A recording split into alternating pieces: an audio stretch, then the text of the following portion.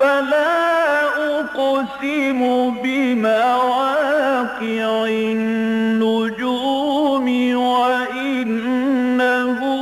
لقسم لو تعلمون عظيم إنه لقرآن كريم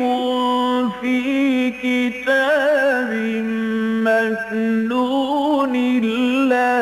يمسه إلا المطهرون تنزيل من رب العالمين.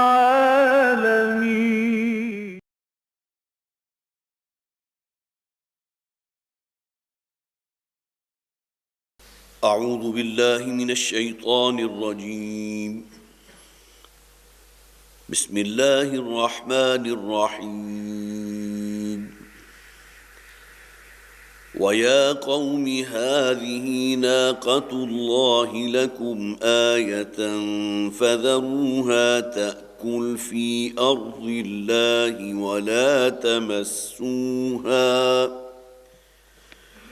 ولا تمسوها بسوء فيأخذكم عذاب قريب. فعقروها فقال تمتعوا في داركم 3 أيام ذلك وعد غير مكذوب. فلما جاء أمرنا نجينا صالحا والذين آمنوا معه برحمة منا ومن خزي يومئذ إن ربك هو القوي العزيز. وأخذ الذين ظلموا الصيحة فأصبحوا في ديارهم جاثمين كأن لم يغنوا فيها ألا إن ثمود كفروا ربهم ألا بعدا لثمود. ولقد جاءت رسلنا إبراهيم بالبشرى قالوا سلاما قال سلام فما لبث أن جاء بعجل حنيذ.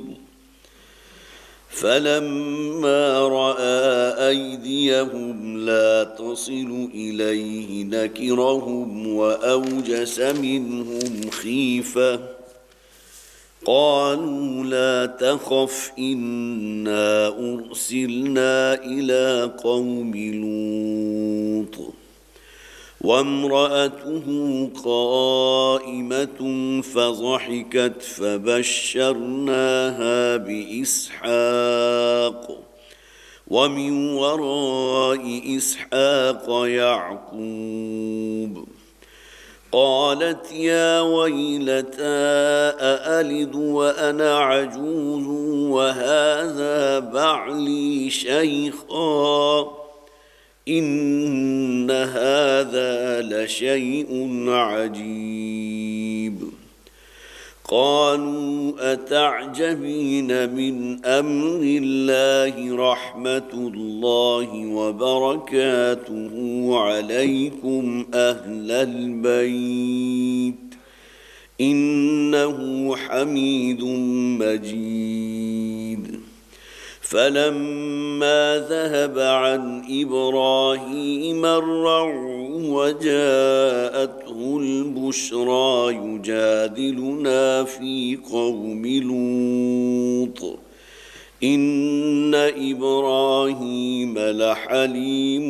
أواه منيب. يا إبراهيم أعرض عن هذا إنه قد جاء أمر ربك وإنهم آتيهم عذاب غير مردود. ولما جاءت رسلنا لوطا سيء بهم وضاق بهم ذرعا وقال هذا يوم عصيب وجاءه قومه يهرعون إليه ومن قبل كانوا يعملون السيئات قال يا قوم هؤلاء بناتي هن أطهر لكم فاتقوا الله ولا تخزون في ضيفي أليس منكم رجل رشيد صدق الله العظيم رب اشرح لي صدري ويسر لي أمري واحلل عقدة من لساني يفقهوا قولي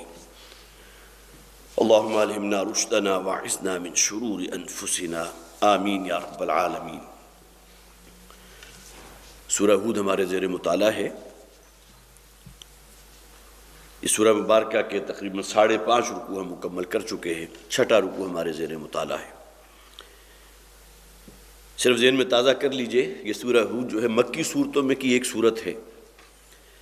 ابتدائے 2 رکوع جو ہے بہت ہی شاہانہ آغاز کلام ہے، اور واقعہ یہ ہے کہ حکمت کے جو موتی ان پہلے 2 رکوعوں میں ہمارے سامنے آتے ہیں وہ بڑے عظیم موتی ہیں۔ ان میں سے چند باتیں میں نے خاص طور پر نوٹ کی تھی، اس لیے کہ بہرحال اس سورہ مبارکہ کا مطالعہ شروع کیے ہوئے بھی غالباً 8-10 ہفتے گزر چکے ہیں۔ سب سے پہلی بات جو اس سورہ مبارکہ کے بالکل آغاز میں جو پہلی ہی آیت ہے، الف لام را تو حروف مقطعات ہے، اور اس کے بعد کتاب احکمت آیاتہ ثم فصلت من لدن حکیم خبیر۔ یہ کتاب وہ ہے کہ جس کی آیات بڑی محکم ہیں، بہت مضبوط ہیں، اس کی اساسات بہت گہری ہیں۔ ثم فصلت من لدن حکیم خبیر، اور پھر ان آیات کو اس ہستی کی طرف سے جو علیم اور خبیر ہے بڑی تفصیل سے بیان کر دیا گیا۔ اب گویا کہ یہ آیت جو ہے یہ قرآن حکیم میں جو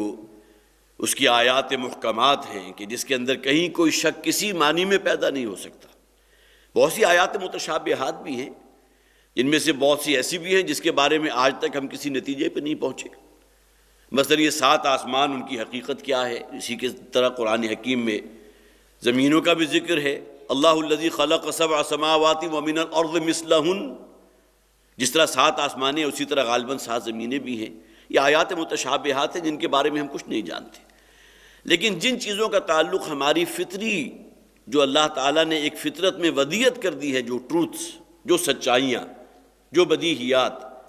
جو آیات ان کے ساتھ مطابقت رکھتی ہیں، وہ انتہائی محکم ہیں۔ کتاب احکمت آیاتہ ثم فصلت من لدن حکیم خبیر۔ اس کے بعد تیسری آیت میں فرمایا گیا وَأَنِ اسْتَغْفِرُوا رَبَّكُمْ ثُمَّ تُوبُوا إِلَيْهِ يُمَتِّعْكُمْ مَتَاعًا حَسَنًا۔ اس دنیا میں بھی اللہ تعالیٰ متاع حسن عطا فرمائے گا،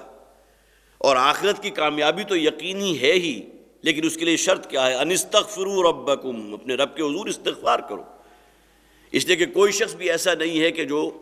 اس بات کا دعویٰ کرتا ہو کہ مجھ سے کسی گناہ کا صدور ممکن نہیں، اور انسان مرکب من الخطاء والنسیان، لہذا جہاں کہیں کسی سے خطا ہو گئی، کسی لغزش میں مبتلا ہو گیا، کسی گناہ میں ملوث ہو گیا، تو فوراً اللہ کے حضور استغفار کرے، ثم توبوا الیہ، اور اس کے بعد اسی کی طرف متوجہ ہو جاؤ۔ یمتعکم متاعا حسنا، اللہ تعالیٰ تمہیں بہترین متاع عطا فرمائے گا۔ اب یہ متاع وہ ہے جس کا تعلق اس دنیا کی زندگی سے بھی ہے، اور ظاہر ہے کہ ہماری اصل زندگی تو مرنے کے بعد کی زندگی ہے، آخرت کی زندگی ہے، اور اصل کامیابی، سب سے بڑی کامیابی، فقد فاز فوزا عظیما، اس کا تعلق تو آخرت کی زندگی سے ہے۔ اس کے بعد فرمایا گیا، اب یہ 7ویں آیت ہے سورہ مبارکہ کی، وَهُوَ الَّذِي خَلَقَ السَّمَاوَاتِ وَالْأَرْضَ فِي 6 أَيَّامٍ، اور آخر میں فرمایا گیا لِيَبْلُوَكُمْ أَيُّكُمْ أَحْسَنُ عَمَلًا۔ یہ بھی انتہائی حکمت والی بات ہے کہ انسان کی وجہ تخلیق ہے کیا؟ اس زمین و آسمان کو اللہ نے پیدا کیا ہے، انسان کو پیدا کیا ہے، خلق الموت والحیات لیبلوکم ایکم احسن عملا۔ گویا کہ ابتدائی آیات اس سورہ مبارکہ میں اس میں اس بات کو باور کروا دیا گیا کہ اصل شے تمہارا جو شے پیش نظر ہے وہ امتحان ہے، کہ کون لوگ وہ ہیں جو اس امتحان میں کامیاب ہونے والے ہیں، اچھے عمل کرنے والے ہیں۔ اس کے بعد فرمایا گیا وَلَئِنْ أَذَقْنَا الْإِنسَانَ مِنَّا رَحْمَةً وَنَزَعْنَاهَا مِنْهُ إِنَّهُ لَيَئُوسٌ كَفُورٌ۔ اب یہ بھی بہت ہی عمدہ بات ہے کہ جب ہم انسان کو کہ اپنی رحمت، اپنی نعمتوں اور اپنے فضل سے نوازتے ہیں اور اس کے بعد اللہ تعالیٰ اس نعمت کو اس سے سلب کر لیتا ہے، انہ لیئوس کفور، تو یہ انسان انتہائی مایوس ہو جاتا ہے اور حد درجے ناکفرہ ہوتا ہے۔ معلوم ہوا کہ اللہ تعالیٰ نے جس زمانے میں اس کے اوپر اپنی عنایات کی تھی، فضل تھی، روپیہ پیسے کی فراوانی تھی، صحت بھی تھی اور ہر قسم کی گویا کہ دنیاوی خوشحالی اسے حاصل تھی، اس وقت تک تو اللہ کی نافرمانی کرتے رہے، اللہ کی ناشکری کرتے رہے، اور جب اللہ تعالیٰ نے ان سے اس نعمتوں کو سلب کر لیا تو اس کا نتیجہ کیا نکلا؟ انہ لیئوس کفور، تو بالکل ہی فرسٹریٹڈ ہے، بالکل مایوس ہو گیا، کفور اور انتہائی درجے کا ناشکرہ۔ اور اس کی زبان پر یہ الفاظ بھی آ جاتے ہیں کہ مجھے تو آج تک کبھی کو جو ہے بھلے اوقات شاید دیکھنے ہی نصیب نہیں ہوئے، میرے لیے تو شاید اللہ تعالیٰ نے آزمائشیں اور امتحانات ہی رکھ دیے ہیں، میں نے تو ہمیشہ تنگی اور رسوائی میں گزارا کیا۔ تو یہ انسان کا ناشکرہ پن جو ہے اس کو بھی یہاں ہائی لائٹ کیا گیا۔ اس کے بعد آئیے اگلی آیات کی طرف، آیت نمبر 13 میں قرآن حکیم جو اصل معجزہ حضور کو دیا گیا اس کو بطور چیلنج پیش کیا گیا۔ ام یقولون افتراہ، یہ لوگ کہتے ہیں قرآن کے بارے میں کہ شاید یہ محمد کا اپنا کلام ہے صلی اللہ علیہ وسلم، یہ گھڑا ہوا ہے، خود ساختہ ہے۔ قل فاتوا بعشر سور مثلہ مفتریات، تو اے نبی ان سے کہہ دیجئے، اب یہ چیلنج ہے جو انہیں دیا گیا کہ اگر تم اس کلام کو، اس قرآن کو محمد کا اپنا کلام سمجھتے ہو صلی اللہ علیہ وسلم اور انسانی کلام ہے تو ٹھیک ہے، اس قرآن جیسی 10 صورتیں لے آؤ۔ اور اس میں بھی گویا کہ بالکل کلائمیکس وہاں آ گیا کہ جہاں فرمایا گیا 2 مقامات ہیں قرآن کے، فاتوا بصورۃ من مثلہ، صرف ایک صورت لے آؤ قرآن جیسی، اور اس چیلنج کو قبول کر سکتے ہو تو کرو۔ لیکن ظاہر ہے کہ تاریخ جو ہے اس بات سے بالکل خالی ہے کہ کسی شخص نے اس چیلنج کو قبول کیا۔ اس کے بعد آیت نمبر 15 اور 16 میں بہت ہی پیاری بات کی گئی، من کان یرید الحیاۃ الدنیا وزینتہا نوفی الیہم اعمالہم ثم فیہا وہم لا یبخسون، وہ لوگ کہ جن کا مطمع نظر اس دنیا ہی کی طلب ہے، یہیں کا روپیہ پیسہ، یہیں کی مال و دولت، یہیں ہی کی جاہ و عظمت، یہی چیزیں اگر ان کے پیش نظر ہے، نوفی الیہم اعمالہم، تو ہم ان کے اعمال کی پوری جو ہے جزا انہیں اسی دنیا میں دے دیتے ہیں۔ اب یہاں گویا کہ اس سوال کو حل کر دیا گیا، اگر انسان کے ذہن میں یہ بات پیدا ہوتی ہے کہ فلاں شخص مشرک ہے، فلاں کافر ہے، فلاں اس اعتبار سے کسی ایسے دین کا جو ہے وہ پیروکار ہے کہ جو غلط ہے، تو ان کی جو بھی نیکیاں ہیں، وہ اگر کوئی خیرات کر رہے ہیں، کوئی صدقات ہیں، کوئی نیک اعمال ہیں، کسی کی بھلائی کر دی، کہیں کوئی ہاسپٹل کھلوا دیا، کہیں کوئی بہت بڑا کالج قائم کر دیا، تو ان لوگوں کی نیکیاں کہاں جائیں گی؟ قرآن میں یہاں کھول دیا کہ نوفی الیہم اعمالہم، ان کے اعمال اسی دنیا میں ہم ان کو بھگتا دیتے ہیں، اس لیے کہ ان کا آخرت پر تو یقین نہیں۔ انسان وہ کہ جو اللہ کی رحمت کا امیدوار ہے، من کان یرجو لقاء اللہ فإن اجل اللہ لآت، جو اللہ سے ملاقات کا امیدوار ہے اللہ تعالیٰ اسی کو عطا فرمائے گا، اور جو شخص گویا کہ اللہ سے ملاقات کا امیدوار ہی نہیں ہے، اللہ کی رحمت کا گویا کہ طلب ہی اس کے اندر موجود نہیں، تو اللہ تعالیٰ ایسے لوگوں کے جو حسنات ہیں، جو نیکیاں بظاہر اس دنیا میں نظر آتی ہے، خیرات و صدقات ہے، کوئی مالی انفاق ہے، کوئی روپیہ پیسے کے ذریعے مدد کر دینا ہے، کوئی گویا کہ کسی کے لیے سبیل کھول دی ہے، کسی اور اعتبار سے جسے ہم صدقہ جاریہ کہتے ہیں وہ قائم کر دیا، لیکن چونکہ آخرت کے اجر کے امیدوار نہیں، لہٰذا اللہ تعالیٰ ان کے ان اعمال کی، یہ نیک بظاہر نیک اعمال کی گویا کہ جزا اسی دنیا میں ان کو دے دیتا ہے۔ اس کے بعد پھر یہ کہ آخری آیات جو ہم نے پڑھی تھی دوسرے رکوع کی، اس میں تو گویا کہ بات بالکل واضح کر دی گئی کہ اس دنیا میں تو انسان 2 ہی قسم کے ہیں، ایک وہ کہ جن کی باطنی بصیرت بھی کھلی ہوئی ہے اور انہیں معلوم ہے کہ ان کی منزل کون سی ہے، اپنی منزل کی طرف وہ گویا کہ صراط مستقیم پر، افمن یمشی مکبا علی وجہہ اہدی ام من یمشی سویا علی صراط مستقیم، ایک وہ شخص ہے کہ جس کی صرف دنیاوی خواہشات ہی ہیں، اسی کا اسیر ہے، اس کا فوکس جو اس کی نظر کا فوکس اس سے زیادہ آگے بڑھتا ہی نہیں، وہ تو گویا کہ جس طرح اونھے منہ کوئی شخص گھسٹ رہا ہو، قرآن اس کی مثال پیش کر رہا ہے، مکبا علی وجہہ، ایک وہ شخص کہ جو اونھے منہ گھسٹ رہا ہے، کیا یہ بہتر ہے یا وہ شخص اہدی ام من یمشی سویا علی صراط مستقیم، کہ جو سیدھا سینہ تان کر گویا کہ صراط مستقیم پر چل رہا ہے، اس کے سامنے اس کی منزل ہے، اسے معلوم ہے مجھے کہاں جانا ہے، مجھے اللہ نے اس دنیا میں کیوں بھیجا تھا، اور یہ موت جو ہے یہ بس کوئی ہمیشہ کا خاتمہ نہیں ہے، بلکہ یہ اصل میں اس اصل بڑی زندگی کا ایک شاہ درہ ہے کہ جس سے گزر کر، جس میں داخل ہو کر انسان کو ابدی زندگی اس کو حاصل ہو سکے گی۔ تو لہذا فرمایا گیا مثل الفریقین کالاعمی والاصم والبصیر والسمیع، یہ آخری آیت ہے دوسرے رکوع کی، مثال 2 فریقوں کی، ایک وہ ہے کہ جو اندھا ہے، اور پھر یہ ہے کہ اس کے اللہ تعالیٰ نے سماعت بھی نہیں دی، صم بکم عمی جو کہا گیا، اور اس کے مقابلے میں دوسرا شخص وہ سمیع والبصیر، جو دیکھ رہا ہے اور سب کچھ سن رہا ہے۔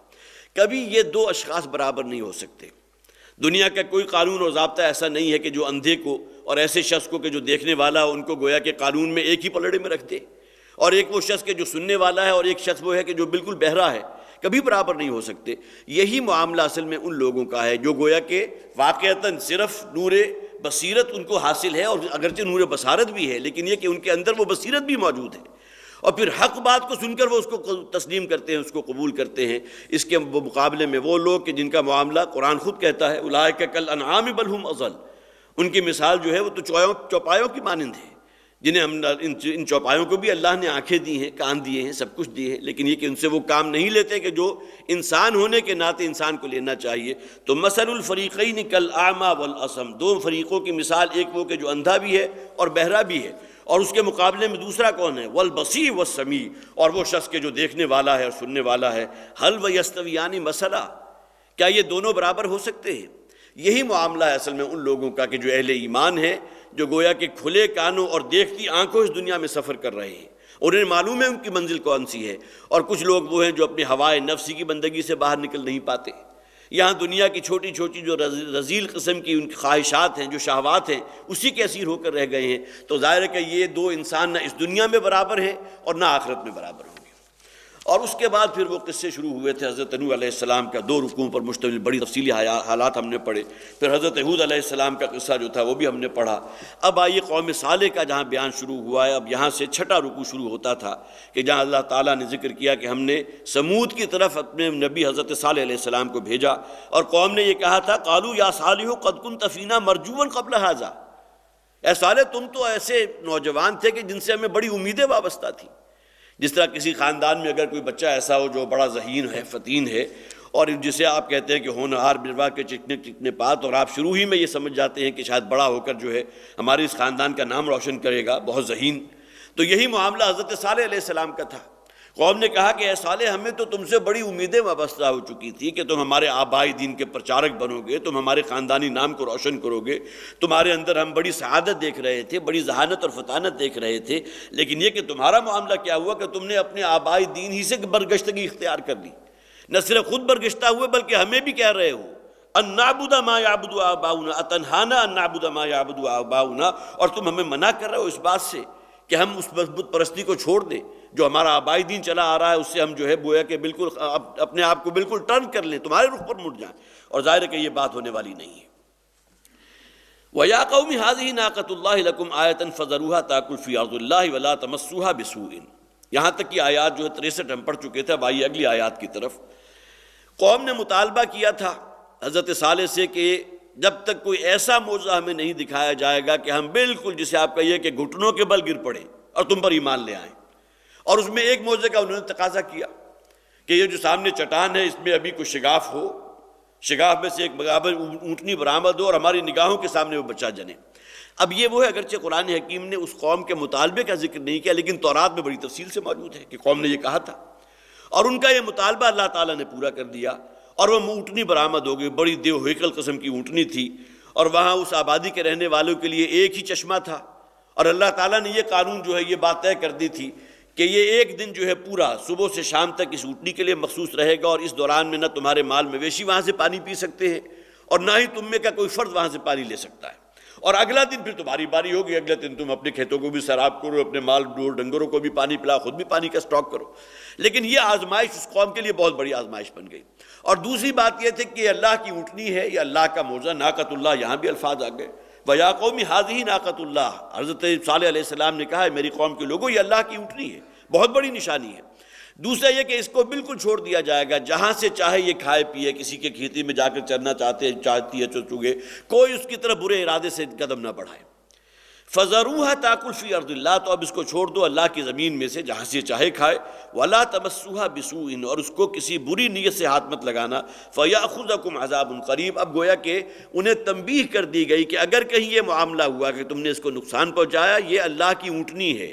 اللہ کا بہت بڑا معجزے کا ظہور ہے، فَيَأْخُذَكُمْ عَذَابٌ قَرِيبٌ، تو تمہیں آ پکڑے گا ایک بہت ہی جلد عذاب۔ فَعَقَرُوهَا فَقَالَ تَمَتَّعُوا فِي دَارِكُمْ ثَلَاثَةَ أَيَّامٍ، اب کتنے عرصے اس قوم کے لوگوں نے صبر کیا،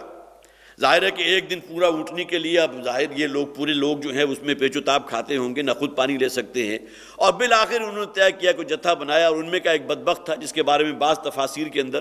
اب ممکن ہے کہ یہ تفاسیر میں جو یہ روایات لی گئی تھیں یہ بھی ممکن ہے کہ اس وہی تورات سے، بائبل سے لی گئی ہوں، لیکن یہ کہ اس علاقے کی رہنے والی کوئی فاحشہ عورت تھی، اس کا ایک بیٹا تھا کہ جو گویا کہ وہاں کی اس بستی کا بہت بڑا بدماش تھا، یا سمجھ لیجیے بدقماش قسم کا غنڈہ، وہ اس قسم کا ایک کردار وہاں ہے کہ جس کا ذکر تفاسیر کی کتابوں میں ملتا بھی ہے، اور اس نے پھر اپنے جتھے کے ساتھ گویا کہ یہ بات طے کر لی، اور پھر یہ کہ ایک دن انہوں نے حملہ کر دیا اس اونٹنی کے اوپر، اس کی کوچے کاٹ ڈالی، اور نتیجے میں وہ اونٹنی ہلاک ہو گئی۔ ایک بات تو یہ آ گئی کہ ہلاک ہو گئی، ایک دوسری روایات یہ ہیں کہ جیسے ہی اس کی کوچے کاٹی تو وہ دوڑی لپکی اسی چٹان کی طرف جہاں سے برآمد ہوئی تھی، اور اس کے بعد اس چٹان کے اندر پھر شگاف واقع ہوا۔ اب یہ غالباً اسرائیلی روایات ہے لیکن بعض مفسرین نے اس کا ذکر کیا ہے۔ اس کے بعد اس چٹان کے اندر شگاف ہوا، اور وہ اونٹنی اپنے بچے سمیت جو ہے اس کے اندر داخل ہو گئی، اور چٹان پھر برابر کر دی گئی۔ پھر حضرت صالح علیہ السلام نے یہ کہا کہ اب صرف 3 دن کی مہلت تمہیں حاصل ہے، 3 دن جو تم عیاشیاں کرنا چاہتے ہو، جو اس دنیا کی متاع سے جو فائدہ حاصل کرنا چاہتے ہو کر لو، اور اس کے بعد پھر اللہ تعالیٰ کی طرف سے عذاب جس کا وعدہ کیا جا چکا ہے، جو اللہ کی طرف سے طے کر دیا گیا، وہ اب تم پر آ کر رہے گا۔ بہرحال یہ تفاصیل میں نے کچھ اسرائیلی روایات کے ذریعے بھی جو باتیں مجھ تک پہنچی تھی میں نے آپ کو سنائی، اور پھر یہ کہ بعض تفاسیر میں بھی اس کا ذکر موجود ہے۔ فَعَقَرُوهَا، پھر اس کی کوچے کاٹ ڈالی، فَقَالَ تَمَتَّعُوا فِي دَارِكُمْ ثَلَاثَةَ أَيَّامٍ، اور پھر حضرت صالح علیہ السلام نے کہا کہ آپ اپنے گھروں کے اندر رہو، اور اپنے جو بھی ساز و سامان دنیاوی ہے ان سے جو تمتع کر سکتے ہو، جو عیش کر سکتے ہو کرو، 3 دن کے لیے، 3 دن کی مہلت ہے۔ ذَلِكَ وَعْدٌ غَيْرُ مَكْذُوبٍ، اور یہ وعدہ وہ ہے کہ جو اس کو کوئی جھٹلا نہیں سکتا۔ گویا کہ اللہ کا یہ فیصلہ ہے، اب اس کے اندر کوئی ترمیم نہیں ہو سکتی، اس کے اندر کوئی تبدیلی نہیں ہو سکتی۔ 3 کے اندر 4 دن ہو سکتے ہیں، اور پھر یہ کہ اللہ تعالیٰ جس قوم کی ہلاکت کے لیے جو وقت طے کر دیتا ہے اس میں نہ کوئی ایک چند لمحوں کی کوئی کمی ہو سکتی ہے، نہ زیادتی ہو سکتی ہے۔ فَلَمَّا جَاءَ أَمْرُنَا نَجَّيْنَا صَالِحًا وَالَّذِينَ آمَنُوا مَعَهُ بِرَحْمَةٍ مِنَّا۔ اب یہ تمام انباء الرسل جہاں جن کا بھی ذکر ہے وہاں یہ الفاظ موجود ہیں۔ پھر جب ہمارے وہ فیصلے کا دن آن پہنچا، گویا کہ اس قوم کی ہلاکت کا دن، پھر اللہ تعالیٰ نے وحی کے ذریعے نبی کو بھی اور جو لوگ ان پر ایمان لے آئے تھے انہیں کہہ دیا کہ اس بستی سے اب نکل جاؤ، اور اس کے بعد جو لوگ باقی رہ گئے تھے، اور ظاہر ہے کہ وہ تھے جن کا تعلق مشرکین سے تھا، ان پر وہ عذاب استیصال، عذاب ہلاکت آسمان سے ان کے اوپر پھر ٹوٹ کر پڑا۔ فلما جاء امرنا، جب ہمارا حکم آن پہنچا، نجینا صالحا، تو ہم نے بچا لیا صالح علیہ السلام کو بھی، والذین آمنوا معه برحمت منا، اور وہ لوگ بھی کہ جو ایمان لائے تھے ان کے ساتھ اپنی خاص رحمت سے۔ ظاہر ہے کہ اللہ کی رحمت، اللہ کے فضل کا ظہور ہوا کہ اللہ تعالیٰ نے انہیں متنبع کر دیا اور وہ اس بستی سے نکل آئے۔ ومن خزی یومئذ، اور اس رسول وقت کو بھی اور اہل ایمان کو اس دن کی رسوائی سے بچا لیا۔ ظاہر ہے اس سے بڑھ کر اور رسوائی کیا ہوگی؟ اب جس عذاب کا آگے ذکر آ رہا ہے، اگرچہ یہاں صرف ایک لفظ صیحہ ہے، لیکن یہ قرآن حکیم میں بہت سے مقامات اور بھی ہیں کہ جہاں اس قوم صالح کے لیے، جسے قوم سمود کہتے ہیں، حضرت صالح علیہ السلام کی قوم، ان کے لیے جو عذاب آئے اس کی مختلف شکلیں ہیں۔ یہاں آیا وَأَخَذَ الَّذِينَ ظَلَمُوا الصَّيْحَةُ، اور پھر ہم نے پکڑ لیا ایک چیخ نے ان لوگوں کو جنہوں نے ظلم کیا تھا۔ صیحہ کا لفظ جو ہے وہ چیخ کے لیے بھی آتا ہے، چنگھاڑ کے لیے بھی آتا ہے، اور بعض روایات میں اللہ تعالیٰ نے حضرت جبرائیل علیہ السلام کو حکم دیا اور انہوں نے آواز نکالی۔ ظاہر ہے کہ فرشتے کی آواز، اس کا آپ تصور تو نہیں کر سکتے، یہ کوئی انسانی گلا تو تھا نہیں، بلکہ یہ کہ فرشتہ اور پھر اللہ کے حکم سے ان کی جو آواز تھی یا چیخ تھی یا چنگھاڑ تھی، اس کا نتیجہ کیا ہوا کہ پوری قوم جو ہے وہ ہلاک ہو گئی۔ یہاں تو صرف صیحہ کا ذکر ہے، لیکن بعض مقامات ہیں جہاں صیحہ کے ساتھ رجفہ کا ذکر بھی ہے۔ معلوم ہوا کہ وہ چیخ اور چنگھاڑ تو تھی ہی، بہت ہولناک گڑگڑاہٹ تھی، یا جس کا بہرحال ہم تصور کر سکتے ہیں کہ جس سے انسان کے اعصاب جو ہے بالکل معطل ہو گئے اور بالکل جو ہے مفلوج ہو کر رہ گئے، اور اس کے ساتھ ہی پھر بہت شدید قسم کا زلزلہ، رجفہ کہتے ہیں جس میں زمین کو پوری طرح ہلا دیا گیا۔ فَأَخَذَتْهُمُ الرَّجْفَةُ، کہیں قوم صالح کا جہاں ذکر آیا ہے فَأَخَذَتْهُمُ الرَّجْفَةُ کے الفاظ ہیں کہ انہیں اس رجفے نے آ پکڑا، اور ایک جگہ الفاظ ہے یوم الظلہ۔ معلوم ہوتا ہے کہ اس قوم پر تو پھر اللہ تعالیٰ نے گویا کہ عذاب صرف ایک شکل میں نہیں بھیجا، بلکہ جیسا کہ اگلے رکوع کے اندر حضرت لوط علیہ السلام جس قوم کی طرف بھیجے گئے تھے، سدوم اور عامورہ کی بستی، وہاں بھی جو عذاب کی شکل آئی ہے، وہاں بھی مختلف انواع سامنے آئی ہیں، لیکن یہاں 3 قسم کا عذاب ہے جس کا ذکر قرآن میں ملتا ہے۔ یہاں صرف صیحہ کا لفظ آیا، چیخ یا چنگھاڑ، ایک مقام پر رجفہ کا ذکر آیا، اور ایک جگہ یوم الظلہ بھی آیا ہے کہ اللہ تعالیٰ نے پھر ان پر وہ بادل بھیجا کہ جس سے آسمان سے آگ برسی ہے۔ حالانکہ بادل کی صفت تو یہ ہے کہ اس سے پانی برستا ہے، وہ زمین کے سیرابی کا موجب بنتا ہے، لیکن یہ کہ یہ بادل جب ان کے اوپر آیا تو اس سے آگ جو ہے نمودار ہوئی ہے اور اس قوم کے اوپر برتی ہے، پوری کی پوری قوم جو ہے اس کو بھسم کر دیا گیا۔ فلما جاء امرنا نجینا صالحا والذین آمنوا معه برحمت منا ومن خزي یومئذ ان ربک هو القوی العزیز، یقیناً آپ کا رب جو ہے وہ القوی ہے، اس کی قوت کا کوئی اندازہ کر سکتے ہو؟ جس نے اس پوری کائنات کو پیدا کیا ہے، جس کے گویا کہ ایک کلمہ کن کا نتیجہ تھا،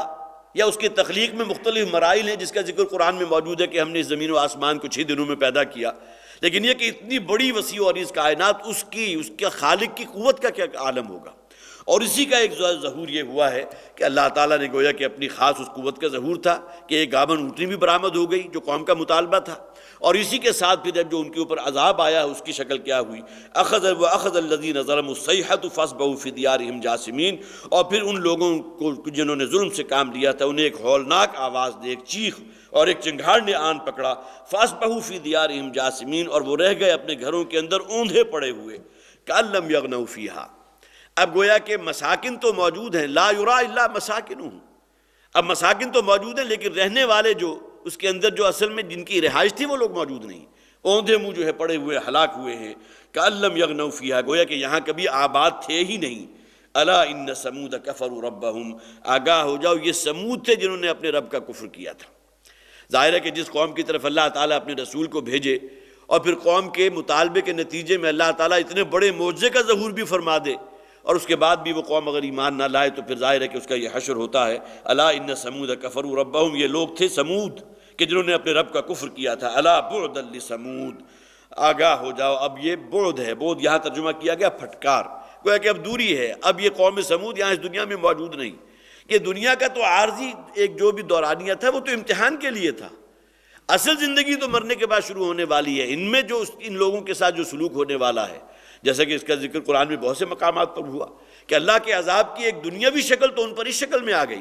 لیکن یہ کہ یوم القیامہ، قیامت کے دن ان کے اوپر کیا بیتے گا، جبکہ شدید ترین عذاب کے اندر وہ جھونکے جائیں گے۔ تو الا ان ثمود کفروا ربہم الا بعدا لثمود، اب دوری ہے، اب پھٹکار ہے ان سمود کے لیے۔ وَلَقَدْ جَاءَتْ رُسُلُنَا إِبْرَاهِيمَ بِالْبُشْرَىٰ، اور ہمارے بھیجے ہوئے ہمارے رسول پہنچے ابراہیم علیہ السلام کے پاس خوشخبری لے کر، قالوا سلاما، تو انہوں نے کہا سلام۔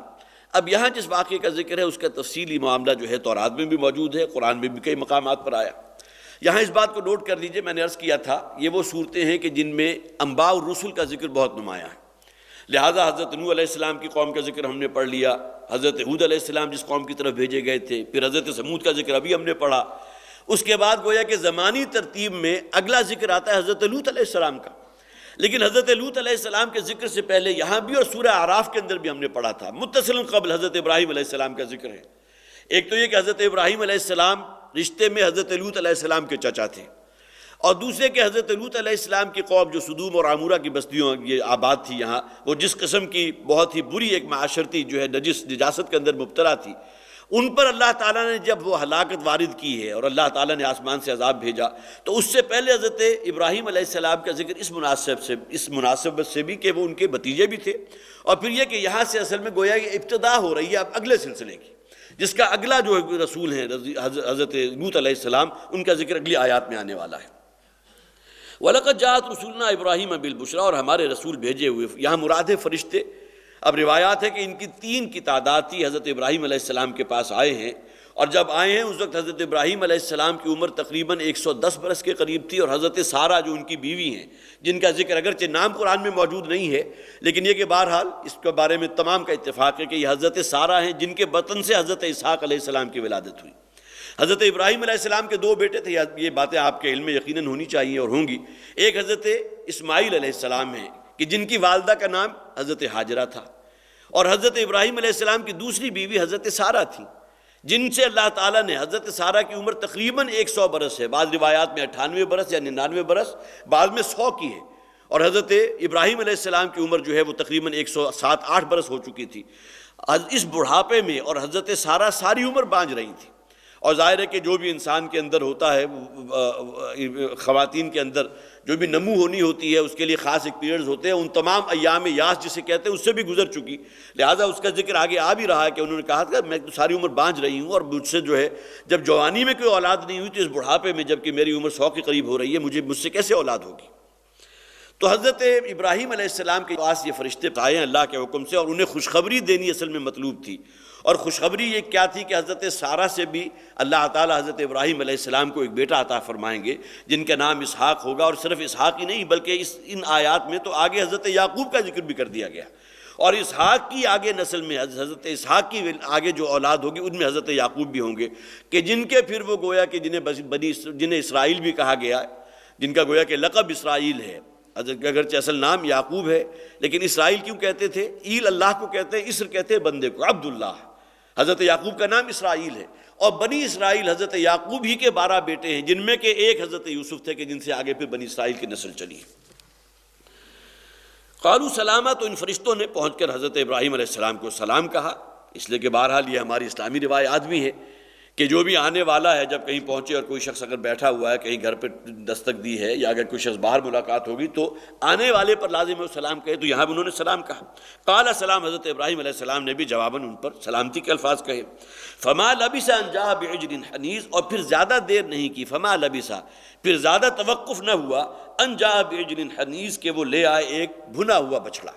اب یہ عرب کی ایک خاص مہمان نوازی کہہ لیجیے، ہمارے ہاں پٹھانوں میں بھی ہے کہ خواہ گھر میں اپنے لیے نہ ہو لیکن یہ کہ اگر کوئی مہمان آ گیا تو گھر میں اگر ایک بکری ہے یا کوئی مینڈا ہے یا کوئی دمبا ہے تو فوری طور پر ذبح کر کے، گویا کہ یہ جو بھی مہمان نوازی کے جذبات تھے، حضرت ابراہیم علیہ السلام بھی فوراً اٹھے اور پھر یہ کہ کوئی چھوٹا بچڑا لیا اور اس کو ذبح کر کے اس کو روسٹ کر کے اس کو تل کے لے آئے۔ فلما رأى أيديهم لا تصل إليه نكرهم وأوجس منهم خيفة،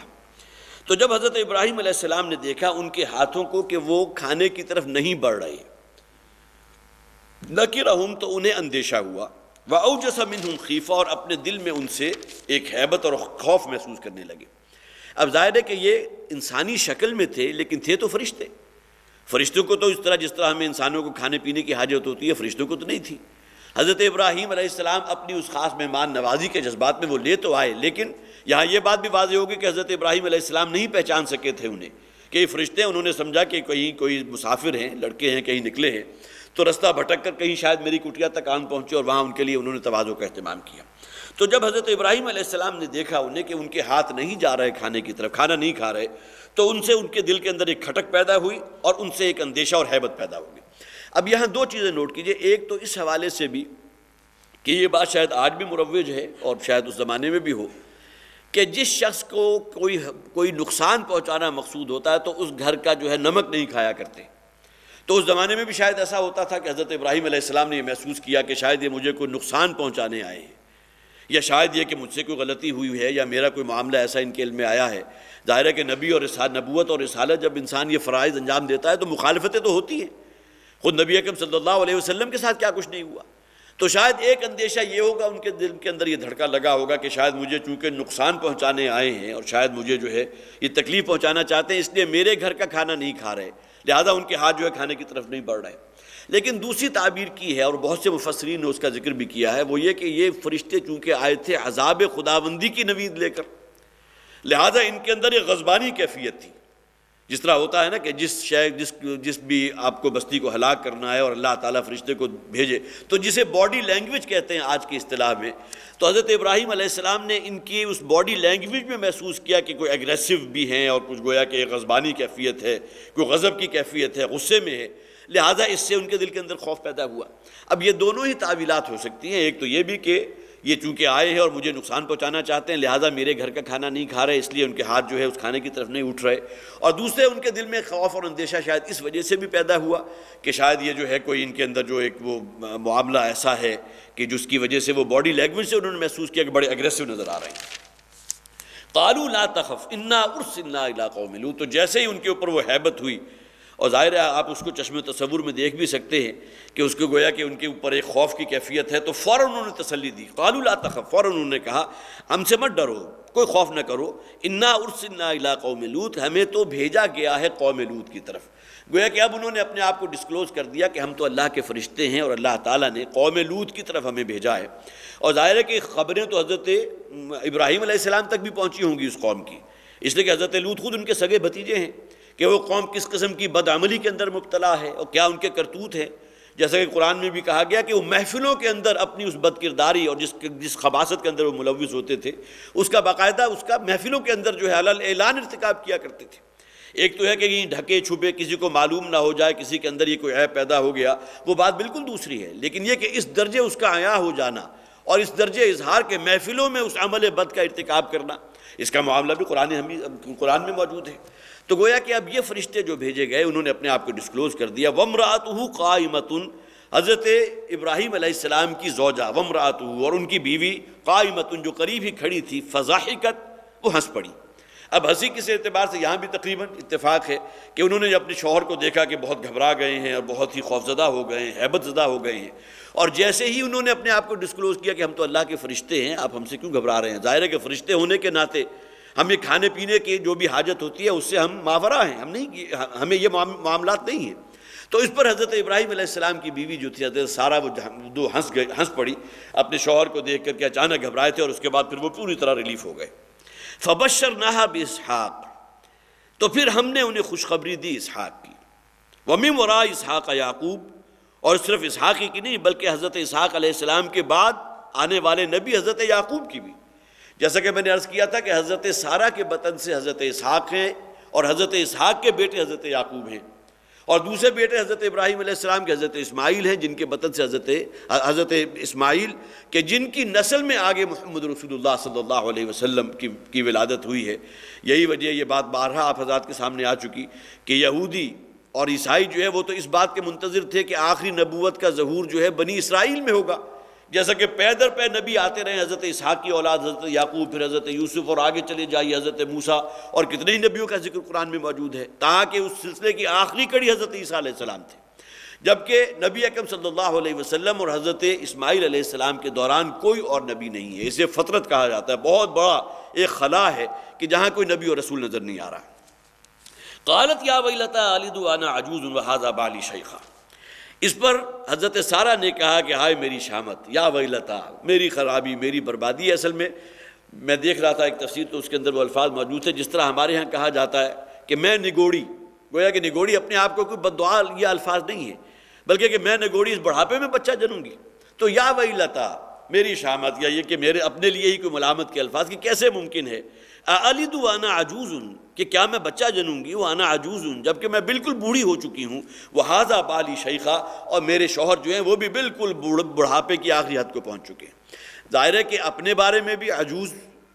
جس میں ایک بڑھیا پن بھی ہے، اور پھر یہ کہ ساری عمر یہ بانجھ بھی رہی تھی، یہ روایات ہمارے سامنے موجود ہے، اور جبکہ اس خاتون کی عمر بھی 100 سال کے قریب ہو چکی تھی، تو لہٰذا یہ تعجب جو ان کے زبان پر آ گیا، قالت یا ویلتا اَلِدُ وَأَنَا عَجُوزٌ وَهَذَا بَالِي شَيْخًا،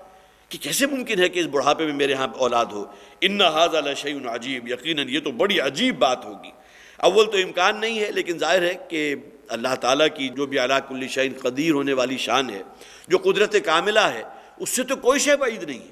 اللہ تعالیٰ چاہے تو یخرج الحی من المیت و یخرج المیت من الحی، ایک شے جو بالکل مردہ ہے اللہ تعالیٰ اسے زندگی عطا فرما سکتا ہے۔ انسان آدم کی بھی تخلیق آخر کیا ہوئی تھی؟ کسی گارے سے، اسی مٹی سے تخلیق ہوئی تھی۔ تو کسی ایسی عورت میں کہ جو ساری عمر بانجھ رہی ہو اور اس کی عمر جو ہے وہ بھی 100 سال کے قریب ہو چکی ہو، اللہ تعالیٰ کی قدرت کاملہ سے یہ بات بعید نہیں ہے کہ اس کے ہاں اولاد نہ ہو سکے۔ قالوا اتعجبین من امر اللہ، اب اس پر وہ ان فرشتوں نے قالو، یہ گویا کہ جمع کا صیغہ ہے، 3 کی تعداد تھی، انہوں نے کہا اتعجبین من امر اللہ، کیا تم اللہ کے حکم، اللہ کی مرضی، اللہ کی منشا کے بارے میں تعجب کر رہی ہو؟ رحمت اللہ وبرکاتہ علیکم، یہ اللہ کی رحمت اور اللہ کی برکتیں ہیں جن کا ظہور ہے تم پر۔ اہل البیت، یہاں بھی الفاظ نوٹ کیجئے، اہل البیت، مخاطب کون ہے؟ حضرت ابراہیم علیہ السلام کی زوجہ، گویا کہ اصل الفاظ جو ہیں یہ تو حضرت ابراہیم کی زوجہ کے لیے استعمال ہو رہے ہیں۔ اہل البیت، اے گھر والو، انہ حمید مجید، یقین اللہ تعالی حمید ہے، جن کی تعریف کی گئی ہے، جن کی تعریف از خود ہو رہی ہے، حمید مجید ہے اور بہت بزرگی اور بہت بڑائی والا ہے۔ فلما ذهب عن ابراہیم الرعو، اور جب حضرت ابراہیم علیہ السلام سے وہ ڈر کی کیفیت اور جو ہیبت ان کے اوپر ہوئی تھی وہ ان سے جاتی رہی، وجاءته البشرا، اور ان کو وہ خوشخبری بھی پہنچ گئی جو اللہ تعالیٰ نے ان فرشتوں کے ذریعے ان تک پہنچائی تھی، یجادلنا فی قوم لوط، تو اس پر حضرت ابراہیم علیہ السلام، اب گویا کہ 2 معاملات پہ اب پورے لیو بھی ہو چکے ہیں، اور اس کے بعد پھر یہ کہ اللہ تعالیٰ نے ایک بیٹے کی جو ہے دل کے اندر حسرت تو ہوگی کہ ایک زوجہ سے اللہ تعالیٰ نے حضرت اسماعیل علیہ السلام جیسا بیٹا عطا فرمایا ہے، تو یہ دوسری زوجہ حضرت سارہ جو ہے، ان سے بھی اللہ تعالیٰ اولاد عطا فرما دے، دل کی خواہش ہوگی، اللہ تعالیٰ نے اس خواہش کو پورا کیا اور حضرت اسحاق کی خوشخبری ان کو مل گئی۔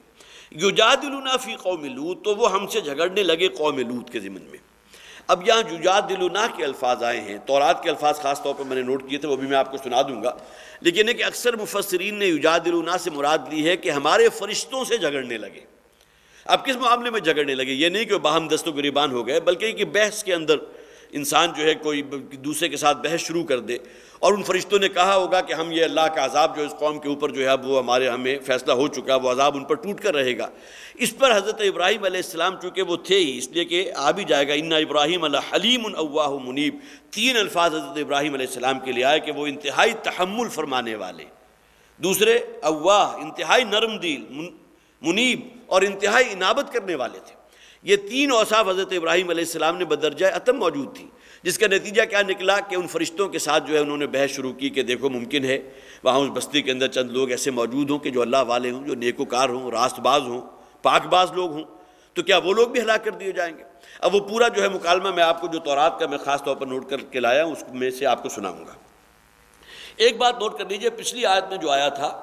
قالوا اتعجبین من امر اللہ رحمۃ اللہ وبرکاتہ علیکم اہل البیت انہ حمید مجید، یہ آیت جو ہے اس کے دو حصے، ایک حصہ وہ ہے جو ہماری نماز میں جو قاعدہ ہوتا ہے التحیات للہ والصلوات والطیبات، اس کا باقاعدہ جز بنا دیا گیا، السلام علیک ایھا النبی ورحمۃ اللہ وبرکاتہ۔ اب دیکھیے بالکل وہی الفاظ جو قرآن میں یہاں آئے ہیں ہماری التحیات کا جز بن گئے، السلام علیک ایھا النبی ورحمۃ اللہ وبرکاتہ، السلام علینا وعلی عباد اللہ الصالحین۔ انہ حمید مجید جو ہے وہ ہماری جو درود ابراہیمی ہے اس کے آخری الفاظ ہیں، اللہم صلی علی محمد وعلی آل محمد کما صلیت علی ابراہیم وعلی آل ابراہیم انک حمید مجید۔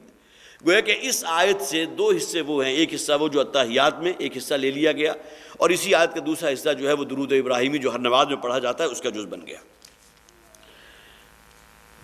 یجادلنا فی قوم لوط، تو وہ قوم لوط کے معاملے میں، قوم لوط کے حق میں ہم سے مجادلہ کرنے لگے۔ اب یہ خاص طور پر نوٹ کیجئے جو میں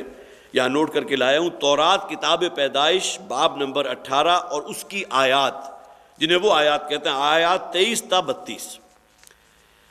ابراہیم کے لیے وہ الفاظ ابراہام کے ہیں۔ ابراہام خداوند کے حضور کھڑا ہو گیا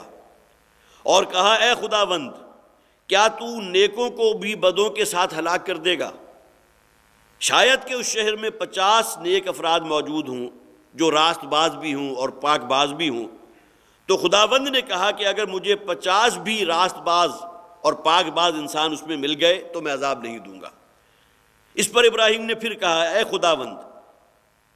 میں تیرے مقابلے میں راکھ اور خاک ہوں، شاید کہ ان 50 میں سے 5 کم ہوں، گویا کہ 45 ہوں۔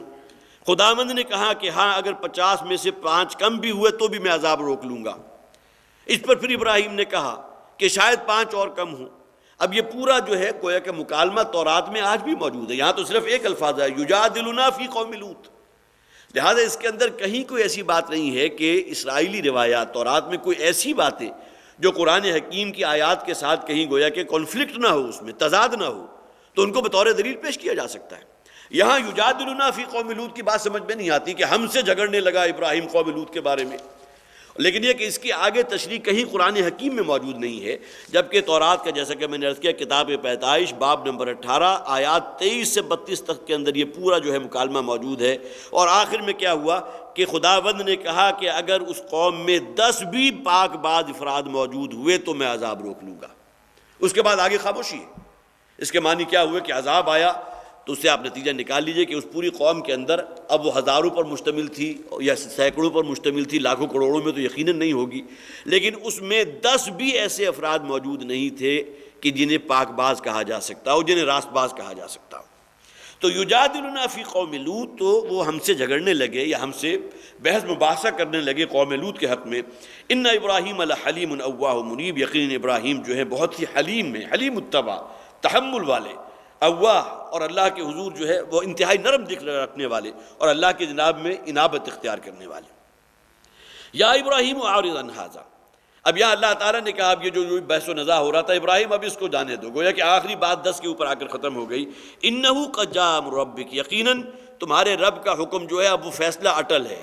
اس کا تو حکم آ گیا ہے، اب وہ دن جو ہے وہ آ چکا ہے۔ وَإِنَّهُمْ آتِيهِمْ عَذَابٌ غَيْرُ مَرْدُودٌ، اب ان کے اوپر تو وہ عذاب آ کر رہے گا کہ جسے نہیں لوٹایا جا سکے گا، غیر مردود، جس کو رد نہ کیا جا سکتا ہو، رد سے لفظ مردود نکلا۔ ایک حدیث کے الفاظ ممکن ہے آپ کے ذہن میں آئے ہوں کہ حضور نے فرمایا من احدث فی امرنا ما لیس فیہ فہو رد، جس شخص نے ہمارے دین میں کوئی ایسی نئی بات ایجاد کر لی جو اس دین کا حصہ نہیں ہے، فہو رد، تو وہ بات جو ہے رد ہے۔ اسی لیے عام طور پر اس کا ترجمہ کیا جاتا ہے وہ بات مردود ہے، اگرچہ مردود کا لفظ ہماری اردو زبان میں جو ہے خاصا ہی مفہوم جو ہے اس کا منفی والا ہے، وہ کہ مردود ہے، گویا کہ بالکل جس پر لعنت ہو چکی ہو، لیکن عربی زبان میں یہ نہیں ہے، بلکہ رد سے مردود نکلا کہ جس کو رد نہ کیا جا سکتا ہو۔ تو من احدث فی امرنا، جس نے ہمارے دین میں کوئی نئی بات ایجاد کر لی، ما لیس فیہ، جو اس میں نہیں تھی، فہو رد، تو اس کی وہ بات جو ہے وہ مردود ہے، اس کو رد کر دیا جائے گا، وہ دین کا حصہ نہیں بنے گی۔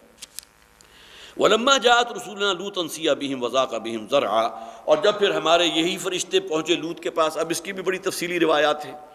اسرائیلی روایات بھی ہیں کہ نوخیز لڑکوں کی شکل میں آئے تھے، اور یہاں بھی بظاہر جو ہے حضرت لوط علیہ السلام کو جو اندیشہ ہو گیا، اب یہ مہمان آ تو گئے، اور جو مہمان نوازی ہوتی ہے کسی بھی ایک سلیم الطبع انسان کے اندر، حضرت لوط علیہ السلام میں بھی موجود تھی، آئے اور حضرت اپنے گھر کے اندر ان کو جو ہے گویا کہ مہمانوں کی حیثیت سے ٹھہرا لیا۔ اب انہی کی ایک بیوی تھی کہ جس کا ذکر انہی آیات کے اندر آگے آ بھی جائے گا اگر ہم وہاں تک پہنچ گئے، کہ جو گویا کہ جس کی ہمدردیاں قوم کے ساتھ تھیں، تو ان کی بیوی نے مخبری کی تھی اور جا کر جو ہے ان لوگوں کو بتا دیا تھا کہ ہمارے ہاں کچھ جو ہے وہ تمہارے لیے بہت ہی تر مال موجود ہے، اور لہذا جو ہے تم وہاں آ سکتے ہو، اور آ کر جو ہے وہ جو مہمان آئے ہیں لڑکے ان کو اپنے ہاں لے جا سکتے ہو۔ اب اس قسم کی باتیں جو ہے 12 روایات کے اندر بھی موجود ہیں، لیکن یہاں جو الفاظ ہیں کہ جب حضرت لوط علیہ السلام کے پاس وہ فرشتے پہنچے ہیں تو ان کے اندر جو جذبات سیء بہم، تو انتہائی غمگین ہو گئے، وضاق بہم ذرعا، اور ان کا دل انتہائی تنگ ہو گیا، اس لیے کہ یہ بھی انہیں فرشتوں کی حیثیت سے نہیں پہچان سکے تھے۔ انہوں نے بھی سمجھا کہ یہ نوعمر لڑکے ہیں اور ہمارے ہاں آئے ہیں مہمان کے طور پر، تو فطری طور پر جذبات یہ پیدا ہوا ان کے اندر کہ اب میری قوم کے لوگ جس بدعملی کے اندر مبتلا ہیں، اب میں کیسے ان کو بچاؤں گا، جیسا کہ آگے الفاظ بھی آ جائیں گے کہ کاش کہ میرے پاس کوئی بہت مضبوط سہارا ہوتا، یا یہ کہ میری کم سے کم میرے خانوادے کی اور میری یہ قبائلی جو عصبیت ہوتی ہے اس کا سہارا مجھے حاصل ہوتا، تو آج میں اپنی قوم کے سامنے کھڑا ہوتا۔ لیکن یہ کہ ظاہر ہے کہ اس قوم کے اندر کتنے لوگ ہوں گے جو حضرت لوط علیہ السلام پر ایمان لائے۔ وقال هذا يوم عصیب، اور حضرت لوط علیہ السلام نے کہا کہ آج کا دن تو بہت ہی سخت ہے، ظاہر ہے کہ اب ان کو میری قوم کے لوگوں سے کیسے بچا سکوں گا میں۔ وجاءه قومه يهرعون الیہ، اور اب آئی وہ قوم، اور ظاہر ہے یہاں پوری قوم کا لفظ ہے، پوری قوم تو نہیں آئی لیکن 12 ان کے سرکردہ لوگ ہوں گے جن تک اطلاع پہنچی، یہرعون الیہ، اور دوڑتی ہوئی بے اختیار۔ جس طرح ہمارے ہاں عام طور پر ہلکایا ہوئے کے الفاظ ہوتے ہیں نا، کوئی جو ہے بالکل ہلکائے ہوئے کی طرح وہ قوم لپکی ہے، اور ان تک جیسی خبر پہنچی کہ لوط علیہ السلام کے گھر جو ہے کچھ مہمان موجود ہیں لڑکوں کی شکل میں، تو فوراً وہاں آئے۔ وَمِن قَبْلُ كَانُوا يَعْمَلُونَ السَّيِّئَاتِ، اور اس سے پہلے یہی وہ لوگ تھے کہ جو بہت برے عمل کرتے تھے۔ قَالَ يَا قَوْمِ هَؤُلَاءِ بَنَاتِي هُنَّ أَطْهَرُ لَكُمْ، تو حضرت لوط علیہ السلام نے کہا کہ میری بیٹیاں موجود ہیں۔ اب گویا کہ یہاں تقریباً تمام مفسرین نے کہا ہؤلاء بناتی سے مراد اپنی بیٹیاں مراد نہیں تھا، بلکہ چونکہ جو بھی نبی ہے وہ پوری قوم کا روحانی باپ ہے، لہذا تمام بیٹیاں جو ہیں وہ گویا کہ اس کے لیے بیٹیوں کا درجہ رکھتی ہیں، ان کے ساتھ ایک نسبت بیٹیوں کی ہے۔ تو تمہارے گھروں میں جو ہیں وہ اللہ کی بندیاں موجود ہیں، خواتین موجود ہیں جو میرے لیے بیٹیوں کا درجہ رکھتی ہیں، اور اللہ تعالیٰ نے اگر ایک داعیہ رکھا ہے تو تمہیں جو ایک فطری طور پر جو اس کے لیے ایک رستہ رکھ دیا اس کی طرف رجوع کرنا چاہیے۔ ہؤلاء بناتی ہن اطہر لکم، یہی طریقہ تمہارے لیے بہت پاک والا، یہ بہت پاک طریقہ ہے۔ فاتقوا اللہ، تو اللہ کا تقوی اختیار کرو، ڈرو اللہ سے۔ ولا تخزونی فی ضیفی، اور میرے مہمانوں کے معاملے میں مجھے رسوا نہ کرو۔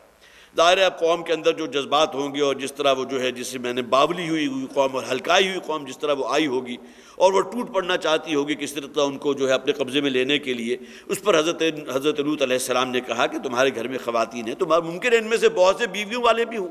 بہت سے بچوں والوں بھی ہوں، اور وہ اللہ تعالیٰ نے ایک رستہ جو ہے رکھا ہے جو پاکی کا رستہ ہے۔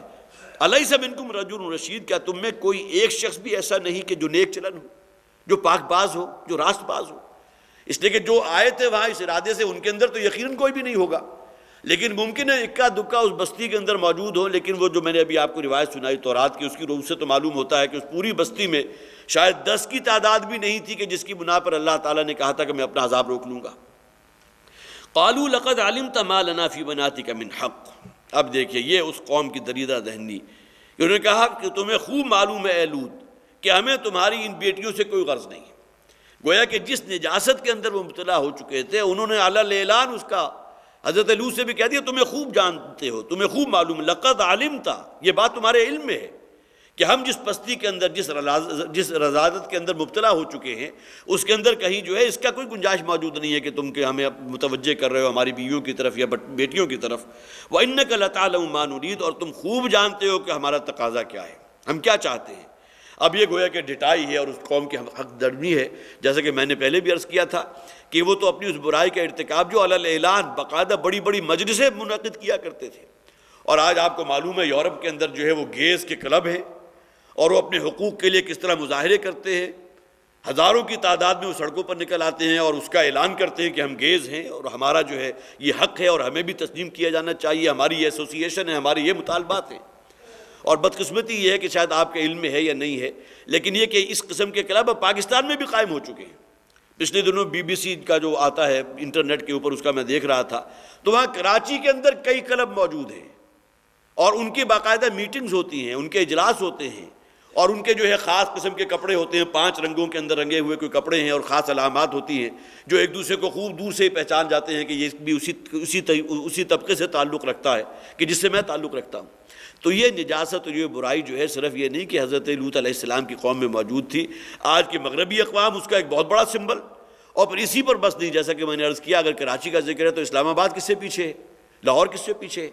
تو یہ نجاستیں تو اب ہمارے ہاں بالکل در آ چکی ہیں، اور اس کا جو ہے باقاعدہ اپنے حقوق کا جو لیے مظاہرے ہوتے ہیں، اس کے لیے باقاعدہ بڑے بڑے جو ہے وہ جلسے منعقد کیے جاتے ہیں، بڑی بڑی سٹنگز ہوتی ہیں اور اپنے مطالبے پیش کیے جاتے ہیں۔ تو قالوا لقد علمت ما لنا فی بناتک من حق، تم خوب جانتے ہو کہ تمہاری بیٹیوں میں ہم سے ہمیں کوئی غرض نہیں ہے۔ وَإِنَّكَ لَتَعْلَمُ مَا نُرِيدُ، اور تم خوب جانتے ہو کہ ہم کیا چاہتے ہیں۔ قال لو ان لی بکم قوۃ او آویٰ الی رکن شدید، تو حضرت لوط علیہ السلام نے بڑی حسرت سے کہا کہ کاش کہ میرے پاس کوئی زور اور قوت ہوتی کہ میں تمہارا مقابلہ کر سکتا۔ اب فرض کیجئے کہ یہ تو اکیلے ہیں اپنے گھر میں اور سینکڑوں کی تعداد میں آ گئے، یا تو اللہ تعالیٰ اتنی قوت عطا فرما دیتا کہ میں تمہارا مقابلہ کر سکتا۔ لو ان لی بکم قوۃ او آویٰ الی رکن شدید، یا یہ کہ میں کسی بڑے ایک رکن کہتے ہیں ستون کو، کسی بڑے ستون کی پناہ میں آ جاتا۔ اب یہاں مراد ہے کہ میرا کوئی قبیلہ ہوتا، میرا کوئی خاندان ہوتا، مجھ پر ایمان لانے والوں کی تعداد اتنی ہوتی کہ جو ایک بڑے جتھے کی شکل میں سامنے آتی، تو شاید کہ میں تمہارا مقابلہ کر سکتا،